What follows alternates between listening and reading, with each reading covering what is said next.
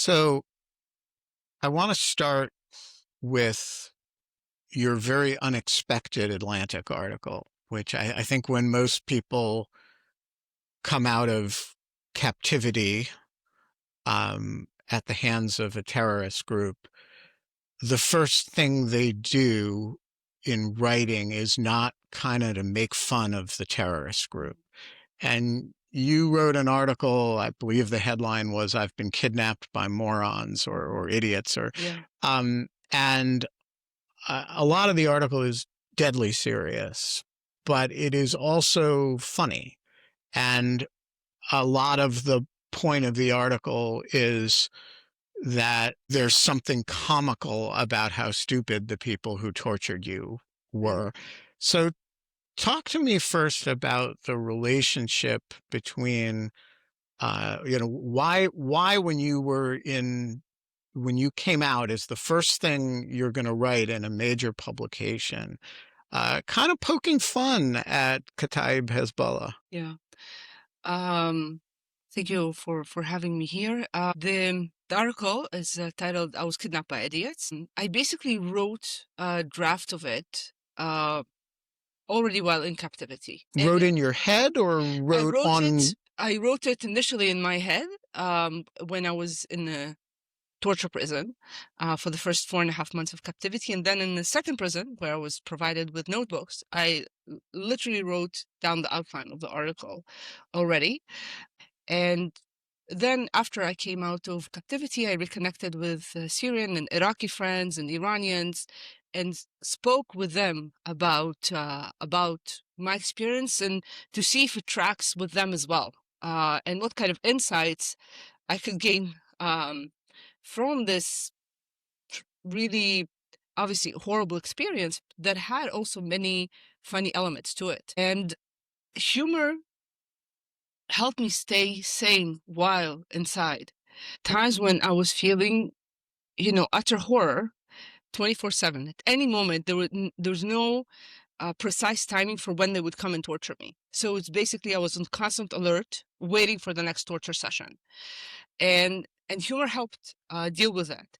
Of course, when things got really bad, things stopped being funny.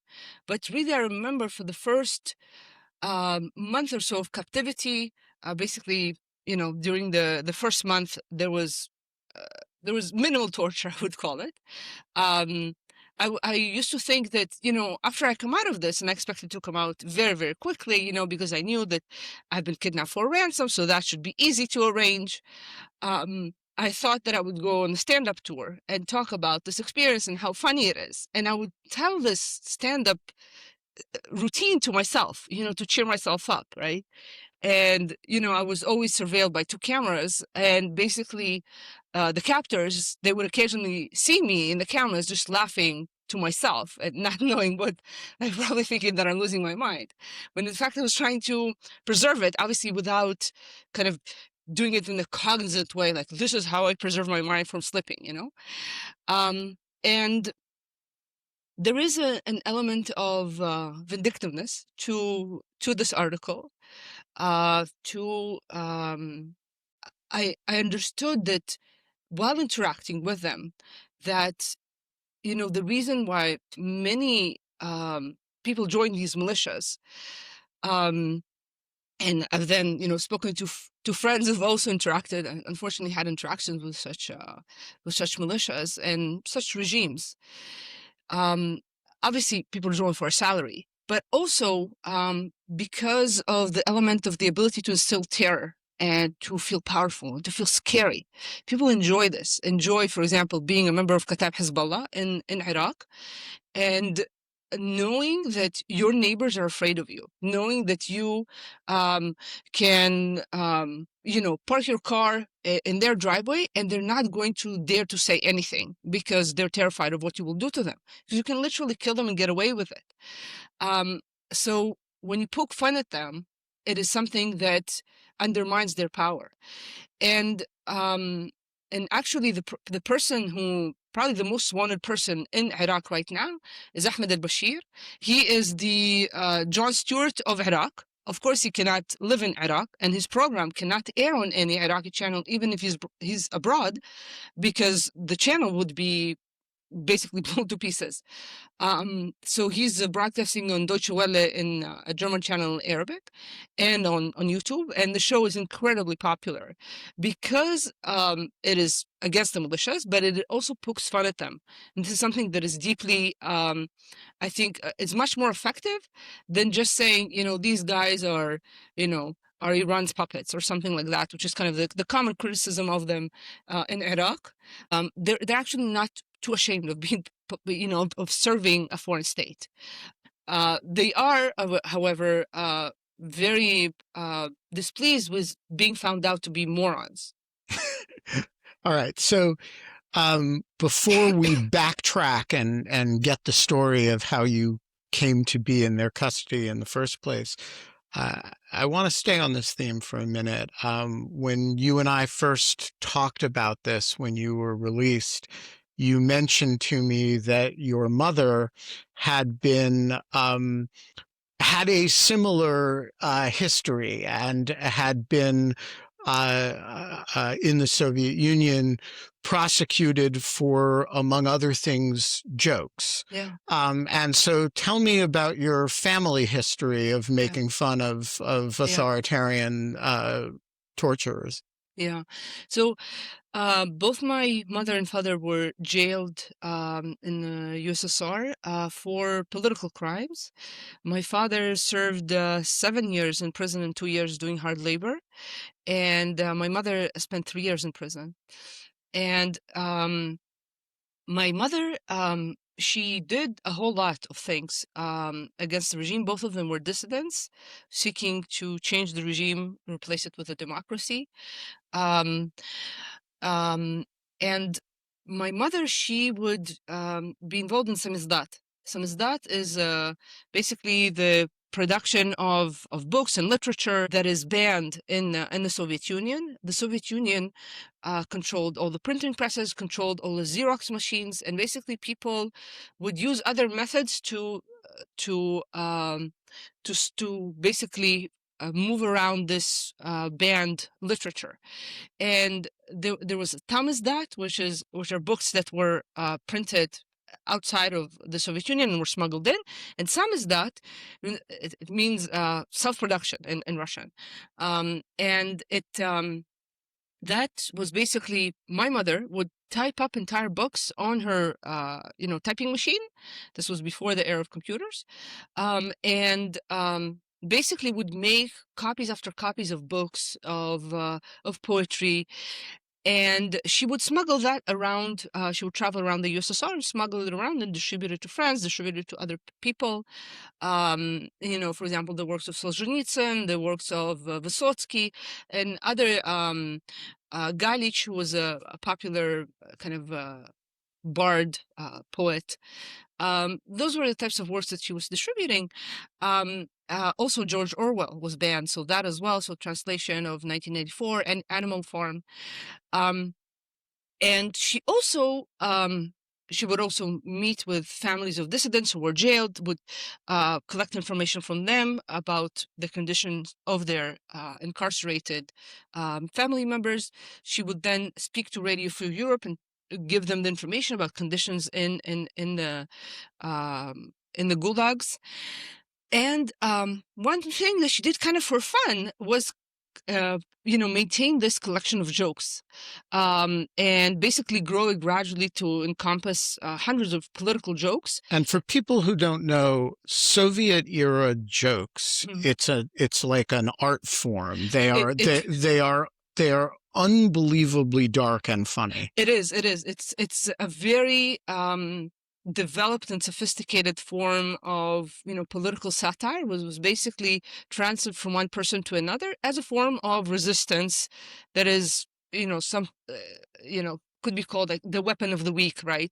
James Scott has written about it in a different context, but basically it is a way to resist that is risky, but not terrible, not, like going out in a protest against the regime, which is obviously very, very dangerous, or, taking up arms or whatever. So So my mother maintained this collection of jokes, and while she would never keep in the house any samizdat work that is kind of political, like classic samizdat, let's say the writings of Solzhenitsyn, she kept the collection of jokes because she said, this is jokes, So then when the KGB raided her apartment, they found nothing except this collection of jokes. So this is why she was sentenced for it, even though she did a whole lot more, talking to Radio Free Europe, traveling around, smuggling the samizdat. But what she actually went to prison for is a joke book. Yeah. So the article in the law that she was sentenced for was клевета на советский общественный строй, which is spreading lies about the common Soviet order. And the lies are the jokes, basically. And you told me that during her trial, they had to read the jokes as evidence. So this was during the interrogations. Basically, they would ask her to tell them the jokes because that was basically the case against her. And initially she resisted. She's like, "Oh, you're not going, like, are you fucking kidding me? Like, you're going to then sentence me for telling this joke now. So I'm not going to, double up my sentence here." It's like, no, it's okay. You can just tell us. So she started telling them the jokes. And the funny thing is that they tried to avoid laughing, right? Because they need to be taking this seriously, but the jokes are genuinely funny. So they just started laughing. So then she would just, pass the time and by telling them. And then after she was sentenced, she was, the trial was in Leningrad.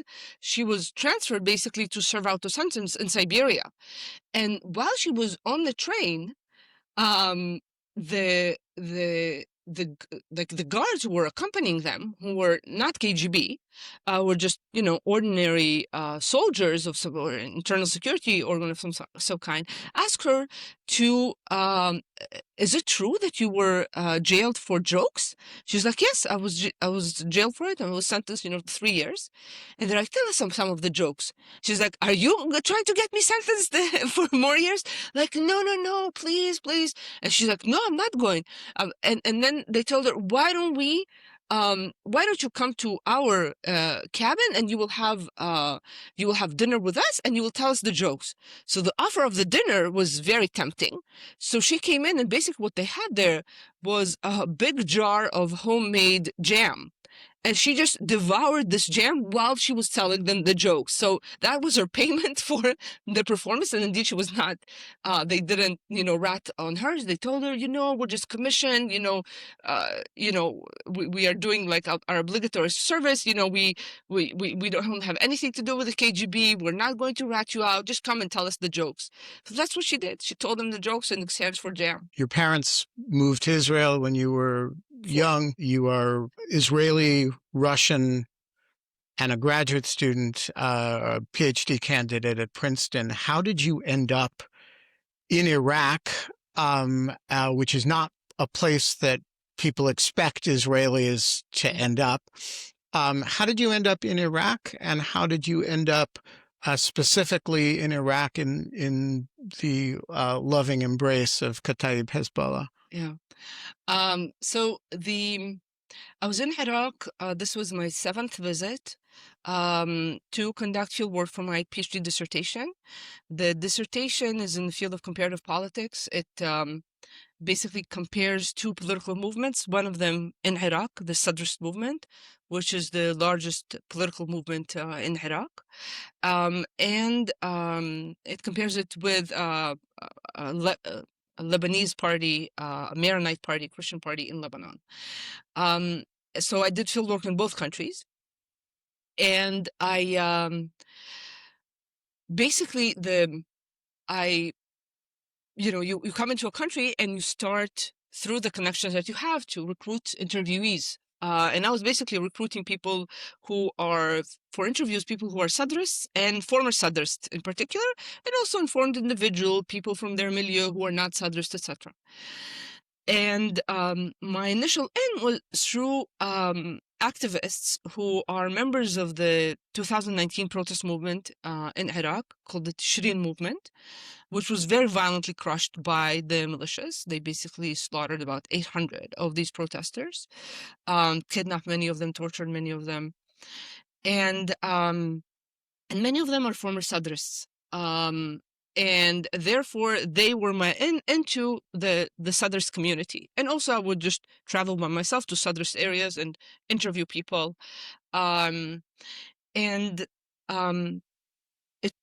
basically the Qasem Soleimani, who was assassinated by the first Trump administration in 2020, oversaw the mass murder of these protesters and their repression.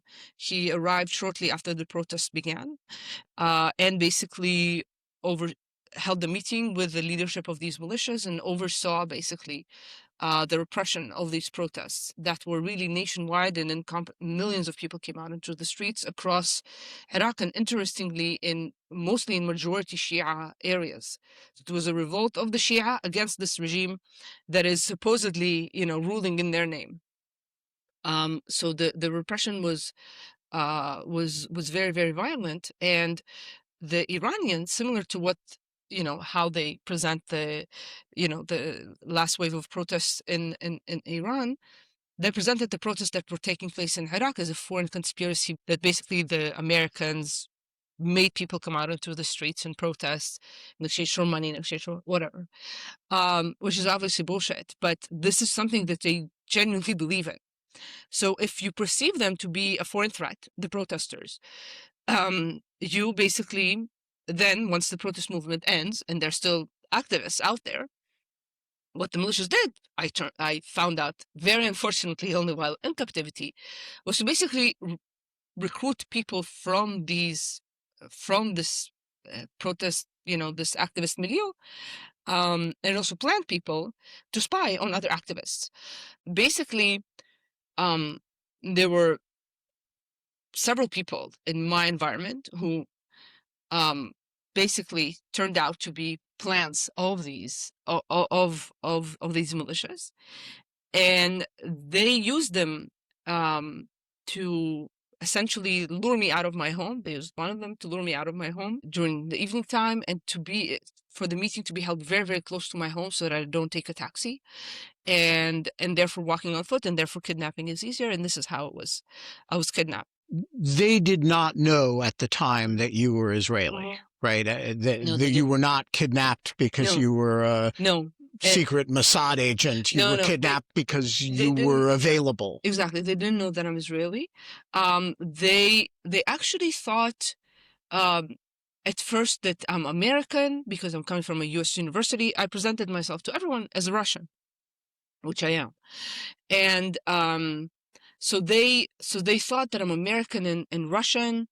But then they asked for the password of my phone. The kidnapping itself was extremely, extremely violent. So I knew that I have to comply. And then, according to the records that I now have, they basically opened my phone about 2.5 weeks after my kidnapping, and then rummaged through it. And then after a month found enough evidence to show that I'm Israeli. And then basically came in and started torturing me, demanding that I confess to being a spy. Just to be clear, you have no relationship with any intelligence agency. Well, since coming back, I have been questioned by several intelligence agencies. Right, but you had no relationship with... I mean, I did my obligatory military service in Israel, which is compulsory for both men and women, in the Directorate of Intelligence. I was an intelligence analyst, but that ended in 2007. And how did you come to speak good enough Arabic to conduct field research, not just in Iraq, but also in Lebanon and Syria over many years? Your Arabic is, as best as I can tell, near native at this point. Yeah, so I started learning Arabic in 2014. so quite late in my life. And this was driven by basically a changing dynamic on the ground in Syria. So when I joined kind of social media and Twitter and became connected to many Arab activists back in 2008, in late 2008. And then many of these activists became, prominent members of the uprisings that occurred across the Arab world then, known as the Arab Spring. So I very closely followed, developments in Tunisia and Egypt and Bahrain, and of course was very, very supportive of those. I think due to kind of very much the legacy of my parents and um, reading a lot of neoconservative literature as a young adult, I would say. So I was very, very supportive of those uprisings. Um, and um, and I remember speaking to Syrians before the uprising in Syria started. They were debating, will it happen here or not? The regime is so brutal. It is known for its brutality. Last time people rose in 82 in Hama, tens of thousands were killed.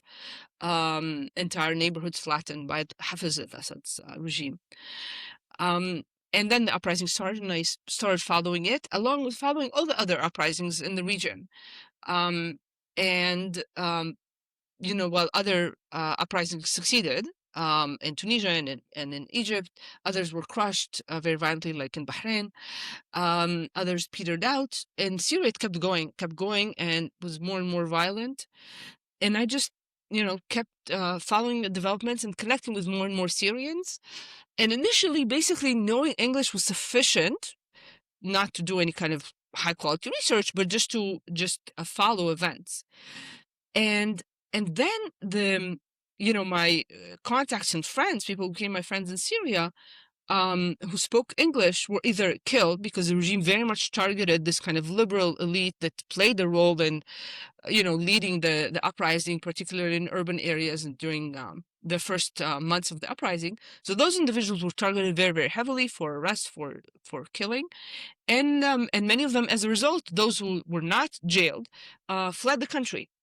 So to be able to continue to follow events, I started basically learning Arabic. And it was a very, it took a long time for me to be able to, to speak fluently, for me to be able to read and write.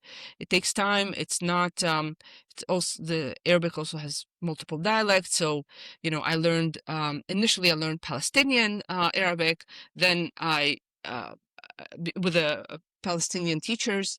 Then I had to adjust to Syrian Arabic to some extent. I studied with Syrian teachers who were my friends basically, and I would pay them to have conversations with me. Well, Princeton would pay them to have conversations with me, and that very much helped. And then in Iraq, I just picked up from friends. Basically, I would ask them, "What's the Iraqi word for this?" Because Iraqi is quite different from Palestinian or from Shami, Syrian, or Lebanese Arabic.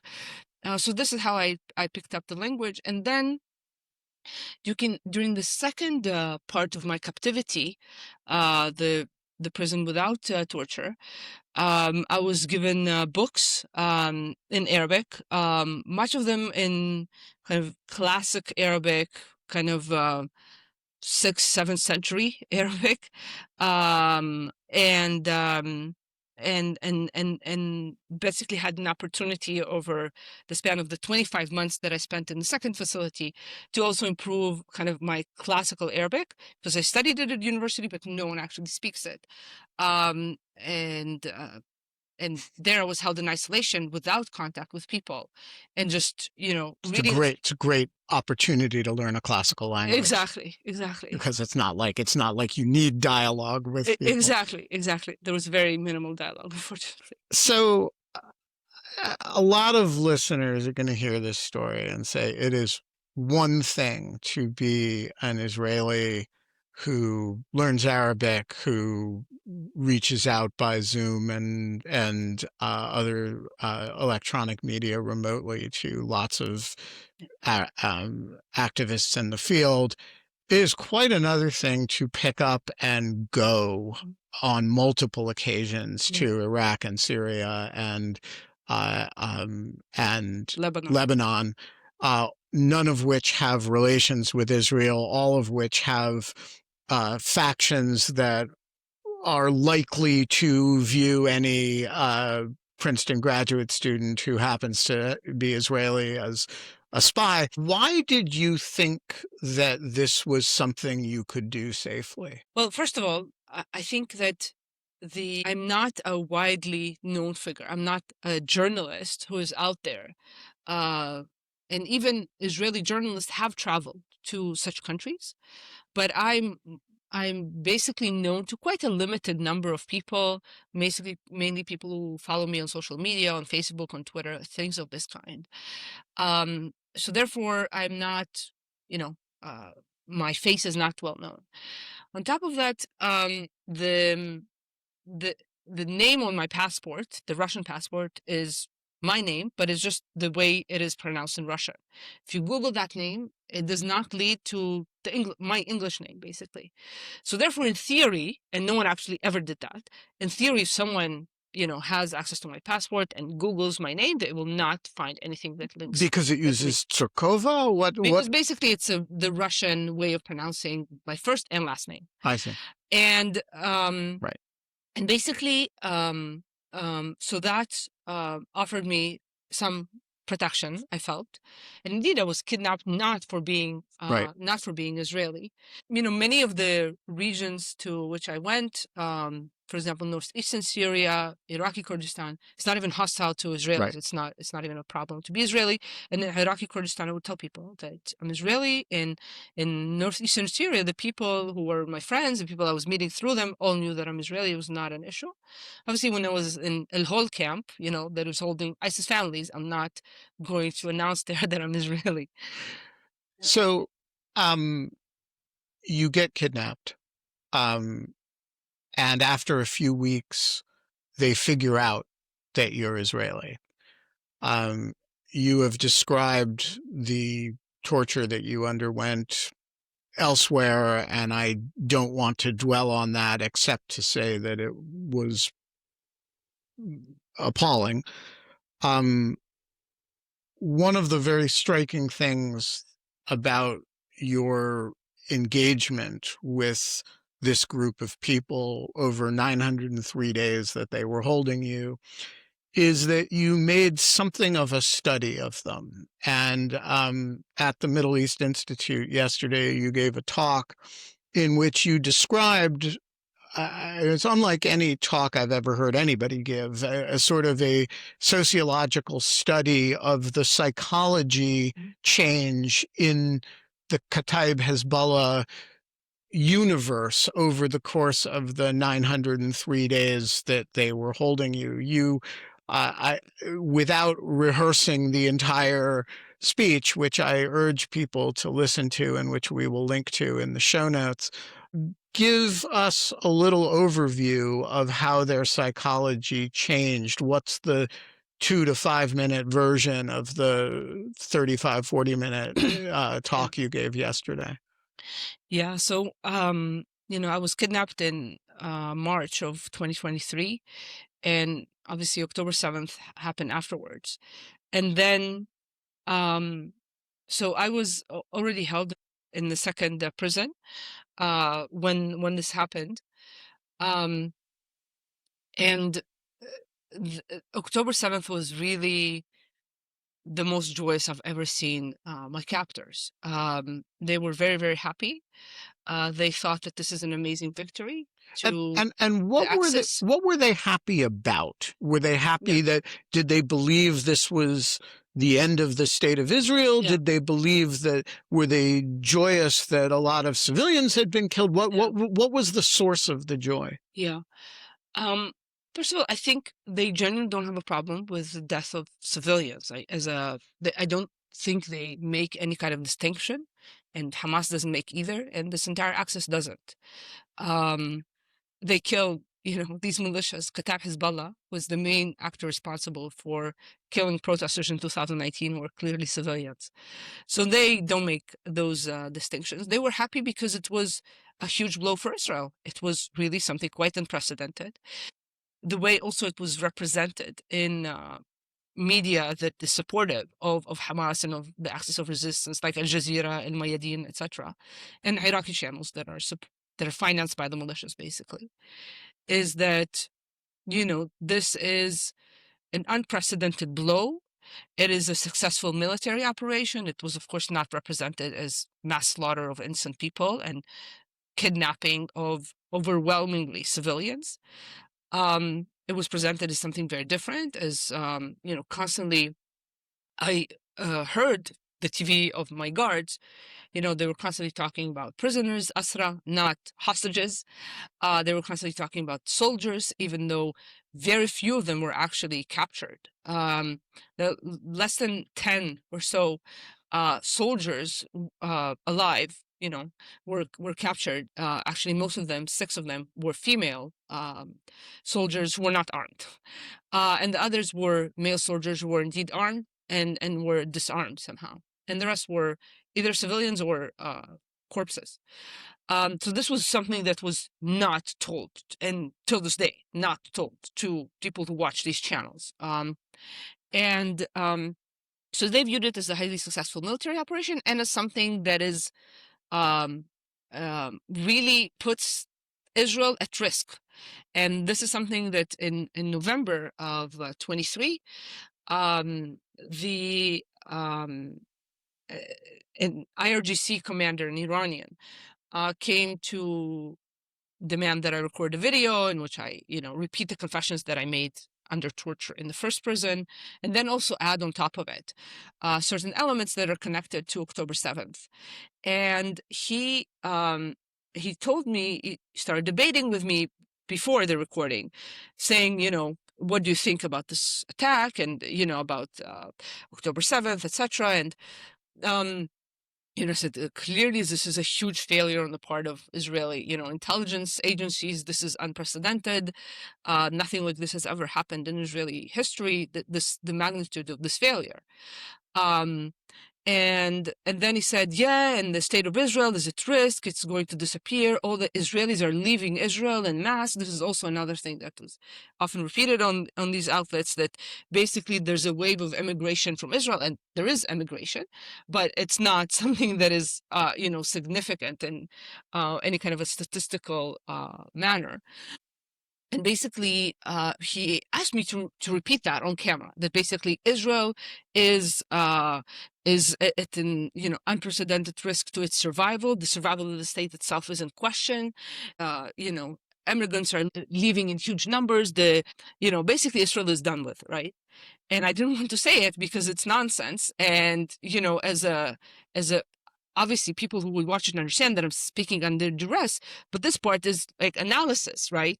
So that may so you were afraid people, you were afraid of giving bad analysis in your torture as an analyst, like this is obviously bullshit. I don't want to be saying this. So I don't mind like repeating confessions I already made under torture. They're obviously, bullshit, but this is analysis. So in theory, people may think, oh, she's saying it because she agrees with this, right? This is genuinely what she believes. But he insisted on it. And obviously, this was only 3 months after I was transferred from the torture prison. No one told me at any point in the second facility that I'm not going to be tortured. I was trying to find out, no one would give me a clear answer. So I thought, okay, I need to comply. He insisted on it. His tone was very firm. I'm like, okay, I'm just going to say it. And so this was genuinely their belief. Then things obviously started changing, as time went on. Particularly a major blow for them was the killing of several Kata'ib Hezbollah commanders and other militias by the Biden administration. This was in 2024, after basically they targeted U.S. forces in Jordan and in Syria and in Iraq. So that made it clear to them that the efforts that they made after the assassination of Soleimani and Abu Mahdi al-Muhandis in 2020, those were in vain. They're still deeply penetrated intelligence-wise. Then afterwards came the pager attack, and that was really, that day they walked around shell-shocked. They were just so flabbergasted by what was done, and there was a real humiliating element to this, because Hezbollah purchased the explosives. Like, it purchased tracking devices that would track the movement of these. There were GPS trackers implanted into the pagers and into the walkie-talkies, but also explosives, obviously. So this is something that is that, as I mentioned, people join these groups to feel powerful, to lord over others, to feel that they're scaring others. And when something humiliating like this happens, like we both bought the explosives that blew us up, it really undermines this kind of driving force, the sense of enjoyment of being part of the scare group, because they're part of an axis that is linked. So the failure of Hezbollah is their own failure as well, right? And the weakening of Iran and the weakening of Hamas, etc., is their weakening. This is how they perceive it. So and throughout this, particularly in the first month of the war, there was a real sense among them that the war is about to end soon, and that they will be victorious, and Israel will accept the demands that Hamas was making, and basically on Christmas of 23, I was given a TV and I started following the news. I was given a TV in my cell, and I started following the news, and I was seeing that this is utter nonsense. This belief that the war will end soon is utter nonsense. And I spoke about it with the nurse who was allowed to come in and check on me from time to time and speak to me. He was the only one allowed to do so. And I told him, this analysis is nonsense. This war is going to last for a long time. It is politically useful for Netanyahu to continue this war. It is very destructive to his coalition if he stops it. This will just continue for a very long time. And there's no pressure from the Biden administration to stop it. And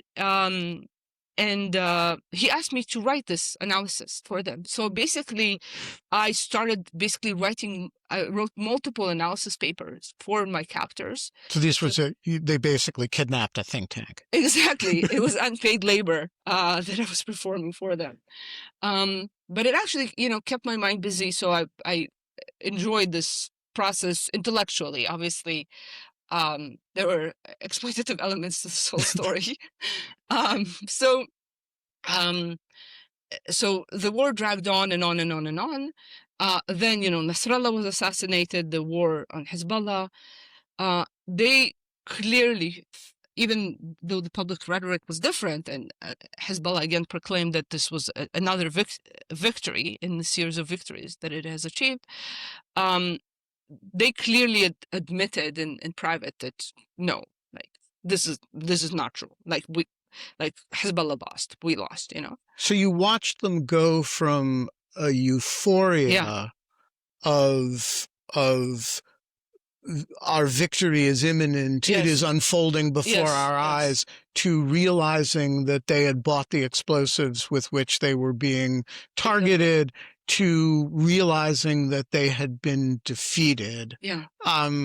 What was that must have been an incredible emotional development to observe.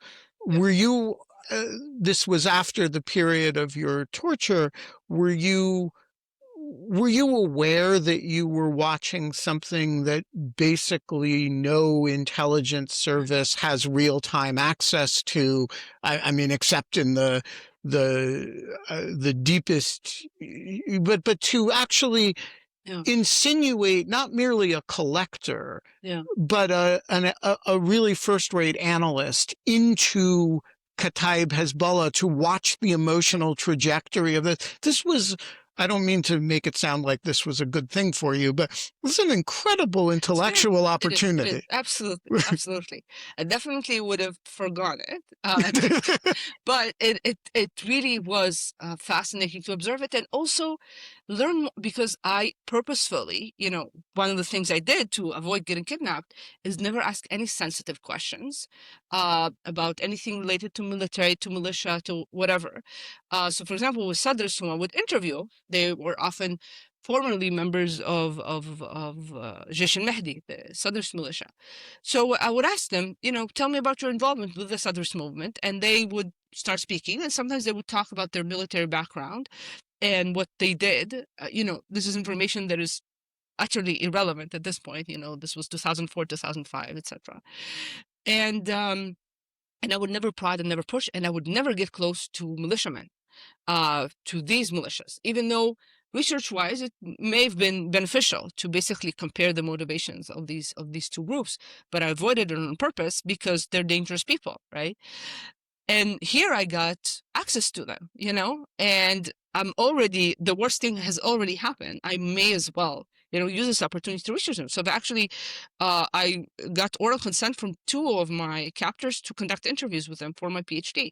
Wow. Because it's very useful information to understand how their motivations and their worldview differs from that of Sadrs, because they're both Shia, but one went in the direction of Iran and one went in,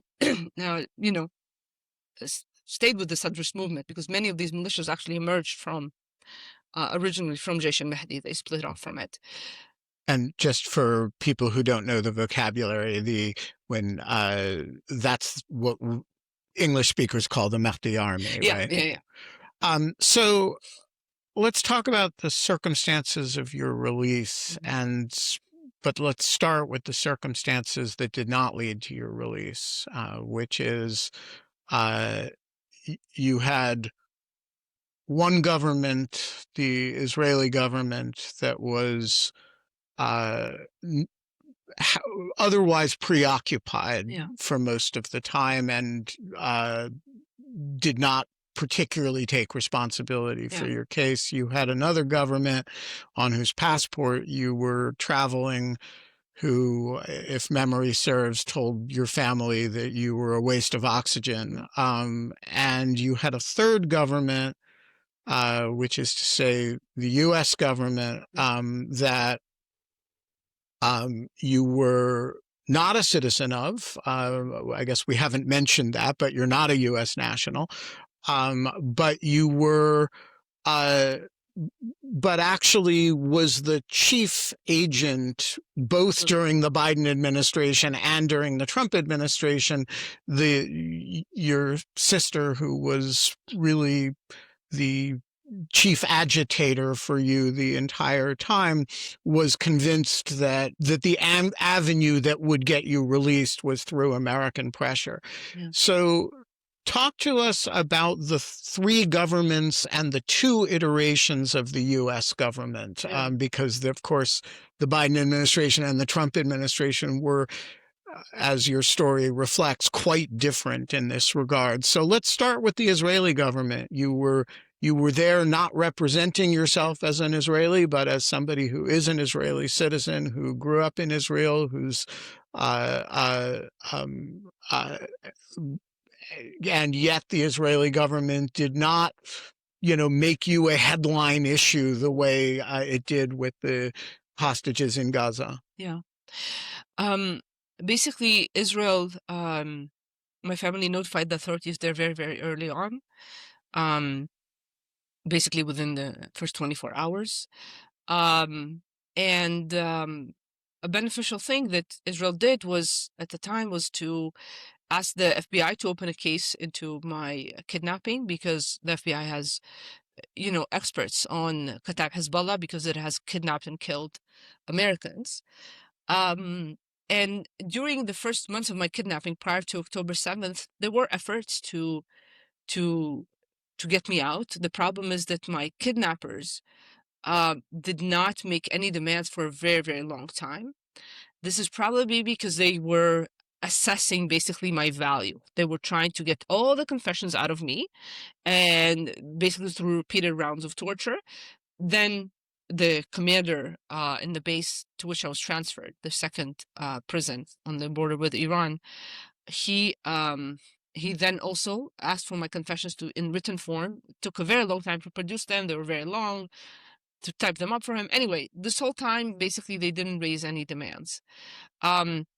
So Israel was quite limited in what it could do then, basically. And eventually, when the demand came, it was was basically contradictory from two different mediators, one asking for $600 million, the other for $500 million, probably because they wanted one of them wanted a larger cut, basically, from the ransom. And Israel and the United States treated it as kind of a joke number. Like, basically, this is like saying, we want, all of the ice cream in the world, something ridiculous like this. And throughout the period of my captivity, this is something that both Israeli and U.S. officials have told me since coming out. The Kata'ib, obviously they're deeply incompetent at their, official, role of, protecting Iraq's security or even serving the Iranian regime. And this is something I detail in the piece in The Atlantic. They're highly ignorant about issues related to intelligence, etc. Information that is not secret and is available out there. If you just read it, you would know all these different things. They were not aware of them. But they were also incompetent negotiators, which is not surprising, right? So they would raise contradictory demands from different intermediaries. So it was basically very difficult to negotiate with them. And in Israel, after the gag order in Israel was lifted about my kidnapping in July of 23, there was, because of my political views, because of my support for Palestinian human rights, there was basically a campaign of incitement against me on social media by right-wing prominent media personalities, and a great deal of schadenfreude that look at this lover of Arab being kidnapped by Arabs, and this traitor who is now there. So this political climate, the fact that I went into Iraq willingly, was not sent there by my government in any way, is definitely something that reduced the motivation of Israel to work for my release. And indeed, particularly after October 7th, really the actions that were taken were not significant. Now, with the Russian regime, my family met with the Russian officials, reached high-ranking Russian officials to Bogdanov, who is the who is Putin's advisor on Middle East affairs. And basically, they refused to do anything. They said, we have no relationship with these militias. The United States created them. They should be the one taking care of them.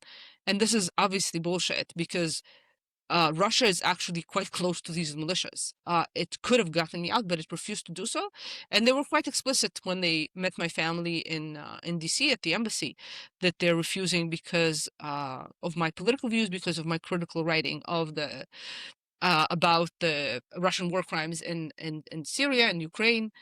And that's when they said, that I'm basically a waste of oxygen and it's better if I die. So they did nothing, even though they could. Israel had more difficulty. It has it doesn't have an on-the-ground presence. Exactly. And doesn't have a relationship with these militias, as opposed to Russia, that genuinely does. And then the U.S., during the Biden administration, basically, they didn't see me as their responsibility because I'm not a U.S. national. So, it's an administration that follows things kind of by the book and doesn't see, even though Kata'ib Hezbollah is a listed terror group in the U.S., it has harmed many Americans. It fires on U.S. troops on a semi-regular basis. It used to, before they got knocked on their head, and now they've stopped doing that because they're terrified. But yes, it has killed Americans. And obviously, some people inside the U.S. administration believed that it would serve U.S. national interest to get me out, particularly also because, as a researcher, I was also, briefing officials in many countries, including in the United States. So I was well known to officials inside the Biden administration. including at very high levels. Yes, yes. I was, as someone who conducted research in the region on the ground, it is something that is appreciated in the U.S. and in other countries as well. So the Biden administration essentially didn't do much, and things really changed when Trump got elected. And I'm saying elected because it was even before he was sworn into office. Now everyone knows that my political leanings are liberal, but I genuinely believe that if Trump had not been elected, I would have just died there in captivity. This is just the reality, because the same people who were in the Biden administration running policy would have remained in the Harris administration, and they too would have believed that this is not in our interest to do anything to get her out. Some officials inside the Biden administration even believed that it would be harmful to U.S. interest if I got out, because it would cause a civil war between Iraqis, I don't know, maybe Iraqi factions, like the Shia factions, the Sadrists, and the... Do you want to name names on that? I mean, I think that people who listen to this podcast are familiar with the geniuses who worked at the Biden administration and can venture a guess as to who would think such utter nonsense. I'm out and I'm free and there's no civil war in Iraq. Anyway, after Trump was elected, my sister and Adam Boehler was appointed as the special envoy for hostage affairs. She reached out to him even before the inauguration and managed to meet him in his family home, him and his wife, and he just agreed to take on my case. He felt sorry for me. He realized there was no one else fighting for me. The governments whose passports I hold were not interested, not able, to do much. And he took on my case. And he also recognized that U.S. has immense leverage over Iraq and over these militias, because they're terrified of the U.S., and particularly they're terrified of Trump. The former leader of Kata'ib Hezbollah, really the members worshipped like a god, would kiss his hand when meeting him, really just saw him as this, holy figure. Trump killed him like that, and he was even collateral damage to the killing of Soleimani. Right, he wasn't even the fucking target. So, they genuinely fear Trump. This is something that I noticed in during torture sessions when Trump came up. This was still during the Biden administration, and the matter of the assassination of Soleimani came up. That they were incredibly, obviously, they hate him, but also they're terrified of him, and they think that he's crazy. And this is something that, so Adam Boehler got involved in this case, and met with, flew to Baghdad, basically uninvited, barged into a meeting with Soudani, with the Iraqi prime minister, brought up my case, demanded movement, demanded to be connected to the kidnappers so that he can talk to them directly and get me out, threatened that if they don't talk to him, he said bombs will drop on them. And then at a later stage, really in early September, Mark Savaya, who is an Iraqi-American business person, who is friends with Trump and participated in the 2024 campaign in Michigan, he traveled to Iraq and met with Prime Minister Soudani. The meeting was on other issues, but he brought up my case. And he basically told Soudani, I want you to convey a message to the leadership of Kata'ib Hezbollah that if Elizabeth is not released within a week, guys will be killed. And that Trump is pissed. And he even gave him 2 photos that show Mark and Trump in the same photo, and and Trump looking angry, basically. So he said, tell them Trump is pissed.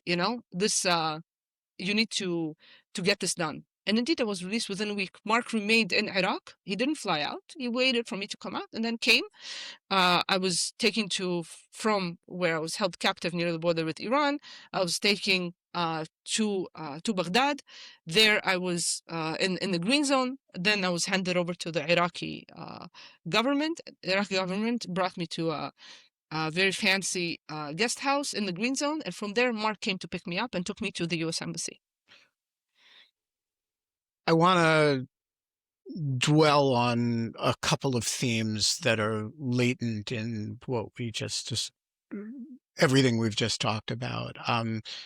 Your politics are extremely complicated.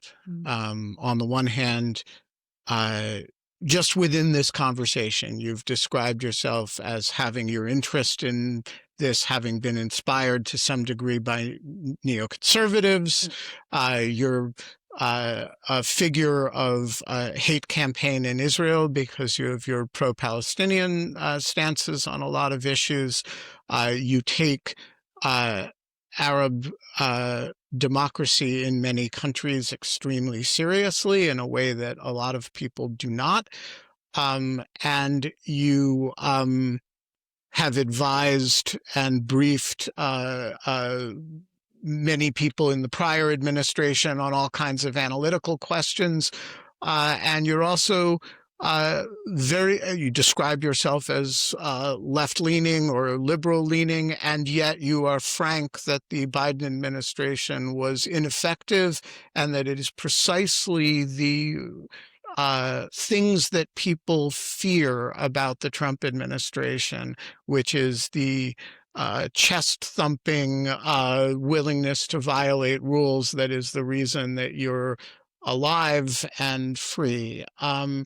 And I want you to reflect. I was very struck by this in your MEI speech yesterday, that, you know, you're not afraid of the complexity of the world that you interact with, and you're not afraid to be a complicated figure in that world. Situate for us your core commitments. Who are you as a political being? Yeah. So I think I would say that my core commitment is to human rights. However, in the current political climate in the US and also in Israel, I don't fit neatly into any kind of category too well, because, for example, human rights organizations would object to the use of force to achieve a goal that is, in my view, beneficial for the advancement of human rights, and would revert to issues related to international law, and this is not allowed, etc. I think that killing people who have harmed not just Westerners, most of the victims of these regimes, of this axis of resistance, and of oppressive regimes in general, and just to be clear, when you say axis of resistance, you mean the Iran-backed world across Syria, Lebanon, Palestine, Iraq, Yemen, etc. Yeah. My opposition to this, axis does not stem from their, or does not just stem from their hostility towards, Israel or the United States. My problem is much more in line with what locals in the region are saying, is that these militias and these regimes are highly oppressive. Most of their victims, overwhelmingly, most of the victims of the Iraqi militias, of the Iranian regime, of the Assad regime, of Lebanese Hezbollah, are fellow Muslims. Now, they're and Arabs, in the case of, and Iranians. So I, for me, it is very important, and it was important before my captivity, and it is much more visceral now, to acknowledge the suffering of these individuals. So, for example, after the assassination of Soleimani, when the people who are generally, supportive of human rights and liberals and leftists would condemn this killing, I went and spoke to people who are victims of this man, who are victims of Soleimani. I spoke to Syrians, and I wrote an article. It was published in the Forward, basically of what Syrians think about this, of people who survived, for example, the siege on Madaya and Zabadani. Those are two towns near the border with Lebanon that were besieged by Lebanese Hezbollah, which was run by Soleimani, right? In his network. And children, they're starved to death. People there, in Syria, many of the kind of traditional ways of taboon, like the way to make bread, is basically those are ovens made with clay mixed with salt. People would break them up because they were lacking salt. They were fainting in the streets to just lick the salt off of the mud. This is what people were driven into. And so, of course, people who survived this horror will rejoice at the killing of this mass murderer. Soleimani, at the time of his killing, was probably the person responsible for the largest number of deaths alive. Because the former North Korean dictator was dead during the famine in the 90s. This is basically a person who's responsible for propping up the Assad regime. Since 2012, the Assad regime relied on Iranian advisors, relied on Qasem Soleimani personally, and relied on Shia militias to prop itself up. As it lacked legitimacy, lacked popularity, and could not trust its own military not to defect, so it relied on these forces and could not rely on them to fight. So he's responsible for so much human suffering. So this kind of this tendency to look at things from a legalistic and international law point of view, those international laws were inherently written by states. All of international law, it was not written by the people that are oppressed by different regimes. It was written by states and guarantees the rights of states and issues like sovereignty, etc. Now, of course, I'm not saying go around violating other countries' sovereignty willy-nilly, but when it serves an interest that advances human rights, I don't see why the rights of a state, meaning a regime, trump the rights of millions of human beings that they oppress.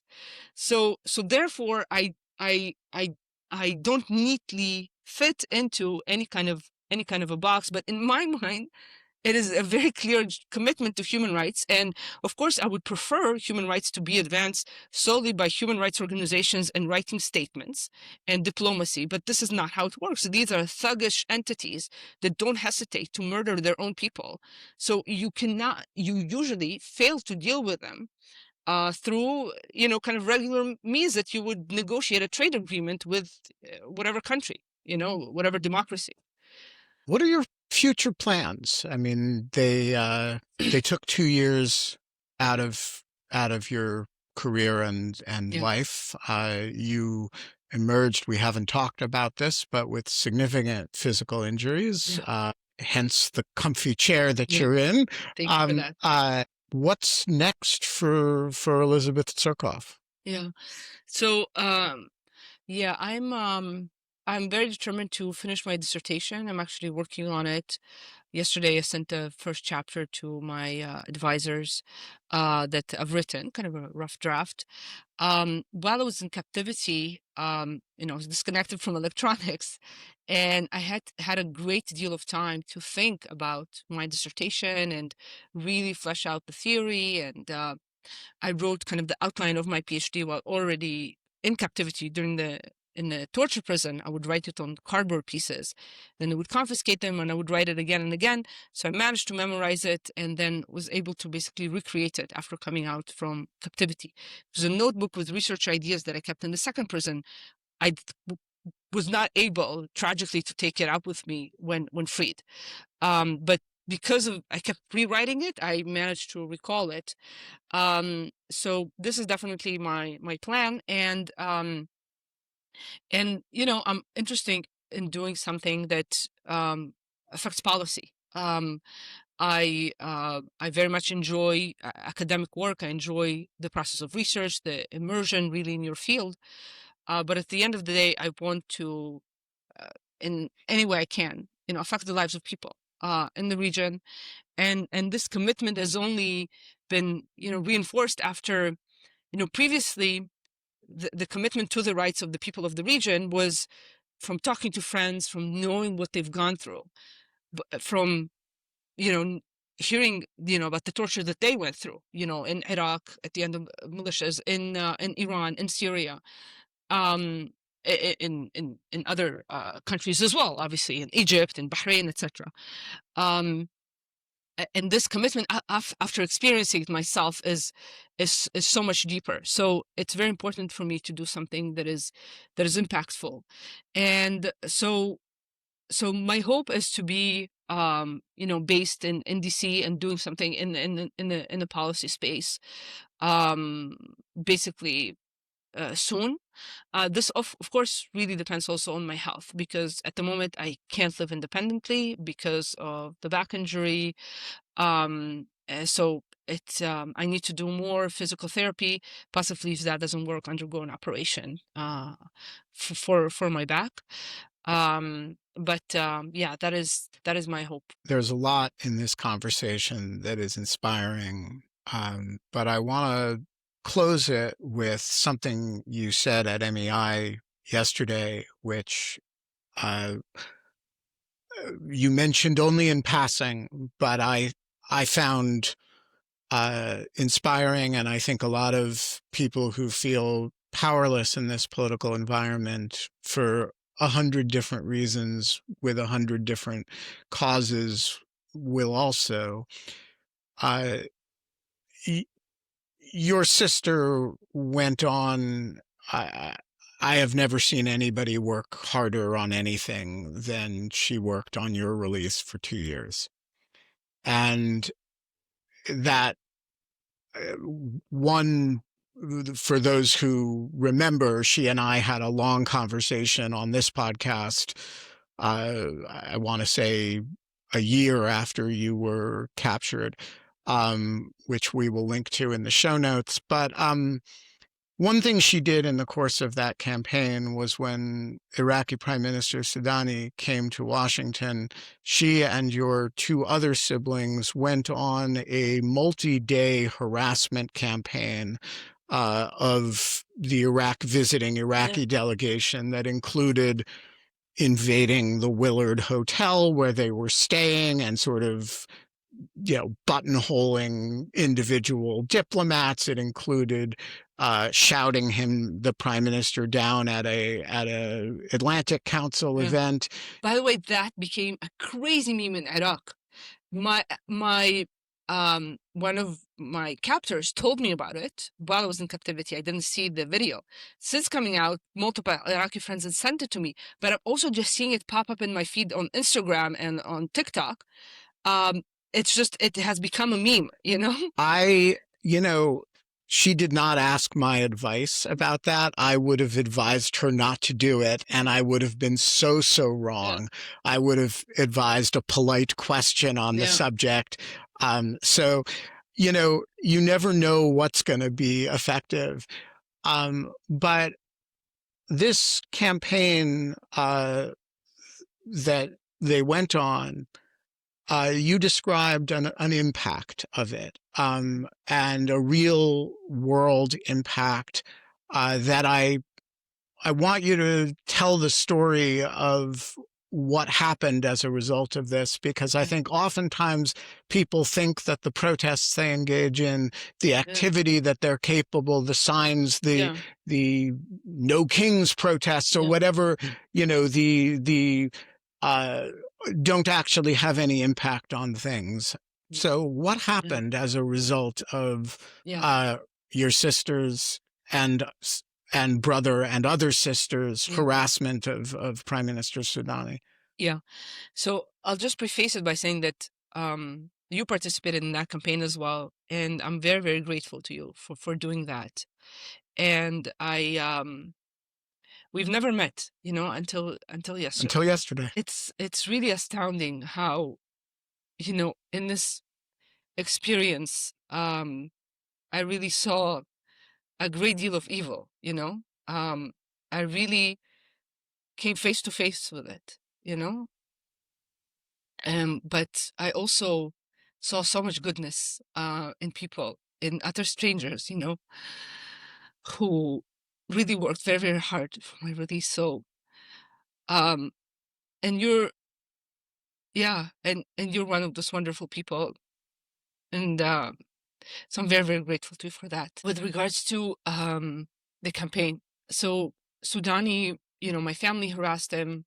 U.S. officials spoke to him about me, and after he came back, and I know this from friends of mine, Iraqi friends of mine, that they were contacted by the Iraqi Mukhabarat, the internal security, one of the internal security agencies, and basically they were told that the prime minister has given an order to not spare any efforts to find Elizabeth, and that we have an unlimited budget. They were telling this to my friend. If you can think of any lead, we will pay you a lot of money to go and bring us information. So they were making an effort actually to get me out, and I've confirmed this also with other sources, that they were really trying, particularly after this visit. They felt that this is an issue that matters. And they didn't like being embarrassed, and I'm sure the Sudani didn't like becoming a meme. Like, this is appearing in my feed now, years later. So at the time, it was even, it was just utterly viral and very, very humiliating for him. So, and the Iraqi government was actually, from my knowledge, never able to locate me, never able to find me. The area where I was held was an ex-territory that is not under their control. But it did matter. They did make an effort, and they also conveyed to Kata'ib Hezbollah. First of all, this is something that my sister mentioned, that my captor, one of them, mentioned to me about my sister doing this, and I'm confident, because he's in constant communication with them, that he conveyed to them the seriousness, and that she needs to be released. And I think this, contributed to their final decision also to release me. This continues to be a problem. They're not getting anything out of it. It is only, bringing down pressure. And they thought that, they captured this, this one-of-a-kind super spy that is running 8 different conspiracies for 2 different agencies. And they keep trying to sell me, at the price that they think is logical for this, and no one is buying it.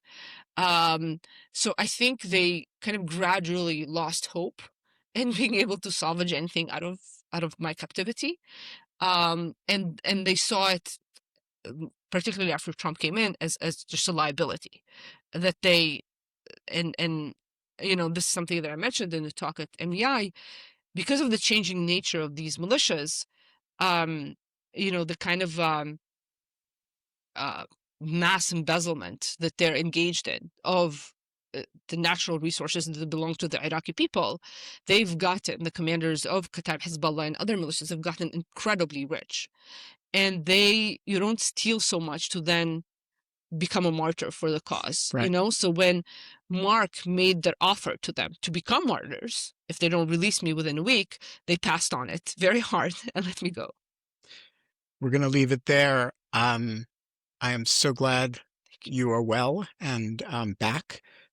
I think this conversation will give a lot of people a lot of reason to explore your other work, both from before and since your capture. And we will have you back early and often on the many areas of your substantive work. Yeah. And thank you for joining us today. Thank you so much, man. Thank you.